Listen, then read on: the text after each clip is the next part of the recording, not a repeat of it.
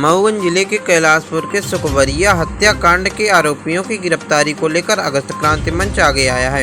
आज से करीब 10 महीने पहले मऊगंज जिले के कैलाशपुर में दरिंदों ने महिला के साथ गैंगरेप करने के बाद गुप्तांग में लकड़ी डाल दिया था।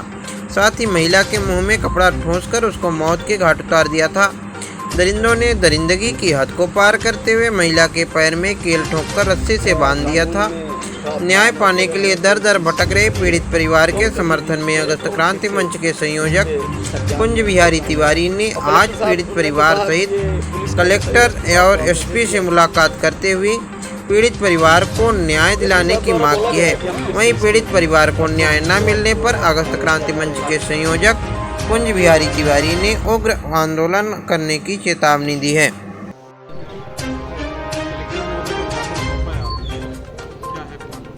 एसपी साहब को भी दिया और कलेक्टर महोदय को। और ये घटना ऐसी थी कि मऊगंज ही नहीं पूरे देश और जो सभ्य समाज है वो शर्म से झुक गया था। सभी के मन द्रवित थे।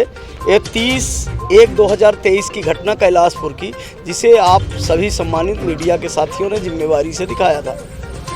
सुखवरिया देवी लगभग 55 वर्ष की थी। उस दिन घर में अकेली थी। उनके पति ये हैं और ये पुत्र हैं। इनको पैरालिसिस अटैक आया था, जबलपुर में थे।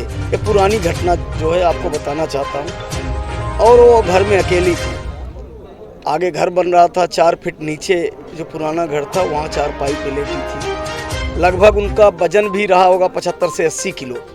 और चारपाई से ऊपर हाइट 4 फीट हाइट लाके और जिस तरह से उन्हें चौखट में लोहे की बांधा गया, मुंह में आप सबने मीडिया के साथियों ने देखा और पुराने वीडियो फोटो में जाएंगे तो दिखेगा कि पन्नी मोजे उनके मुंह में डाल दिए गए थे।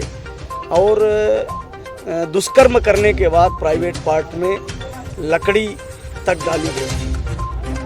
उस दिन भी हमने कहा था और आज भी कहते हैं कि जब बॉम्बे में घटना होती है, दिल्ली में होती है, तो निर्भया जैसी घटना होने पे कानून तक बन जाते हैं। लेकिन कैलाशपुर के गुप्ता परिवार पे घटना हुई और साफ है कि जैसे जब घटना हुई घर के पीछे तरफ कई डिस्पोजल शराब की शीशी और डिस्पोजल मिले। इसका मतलब कि घटना से पहले शराबखोरी की गई।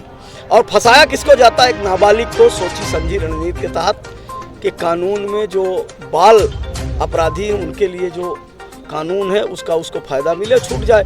और छूट भी गया, आज गाँव में रह रहा है। इसकी निष्पक्ष जांच आज तक नहीं हुई। पीड़ित परिवार कल हमसे संपर्क किए और ये बोले कि अब हमारा जो स्थिति है, हम समाज में कैसे रहें, और ये आत्महत्या करने की बात कर रहे थे। इसलिए हमने बोला कि कल एक बार फिर से आपके न्याय की बात करने के लिए नवगत एसपी और कलेक्टर साहब से मिलते, उसी के लिए हम लोग आए थे। एसपी साहब को भी दिया है, ज्ञापन भी दिया है। एक घटना की सारी फोटो हैं। पुलिस को लगता है अगर कि वो बालक कर सकता था तो सेम वजन के महिला या पुरुष को जिस कमरे में वो आंटी थी वहाँ लिटा दिया जाए। और जैसे पुलिस क्राइम सीन बनाती है, एक महिला को वहाँ लिटा दिया जाए या पुरुष को लिटा दिया जाए, फिर उसी उम्र के एक नाबालिग को भेजा जाए। फिर वो नाबालिग कैसे इस तरह का कृत्य करेगा, कैसे घसीट के 5 फीट ऊपर लाएगा, कैसे इस तरह की विभत्स घटना करके हत्या करेगा? क्या संभव है? एक छोटा आदमी बोल सकता है कि एक आदमी का काम नहीं है, लेकिन क्या दबाव है, किसका दबाव है? और सबसे बड़ा दुर्भाग्य कि बात बात पे बहन और भांजी करने वाले शिवराज सिंह जी और उनकी पार्टी के किसी जिम्मेवार व्यक्ति ने इस घटना पे अपना मुंह तक नहीं खोला। अब ये घटना का विरोध पहले दिन से हम लोग इसलिए कर रहे हैं कि दुर्भाग्य है इस तरह का होगा तो कैसे न्याय मिलेगा। मुद्रिका कोल की आप देख रहे हैं कि उनकी हत्या की गई। अभी एक सचिव को 1 फीट में और कहीं चोट के निशान नहीं, मेड़ और खेत बराबर है, बता दिया कि गिर के मर गया। परिजन चिल्ला रहे हैं कि हत्या हुई। तो स्थितियां बड़ी खराब है। नहीं, अभी आप बोल रहे हैं कि प्रशासन पे दबाव है, ऐसा क्यों लगता है आपको प्रशासन पे दबाव है? देखिए, इतनी बड़ी विभत्स घटना दिल्ली में होती है तो चारों तरफ हाहाकार मच गया। ये कैलाशपुर क्या हिंदुस्तान से बाहर था, जिले से बाहर था?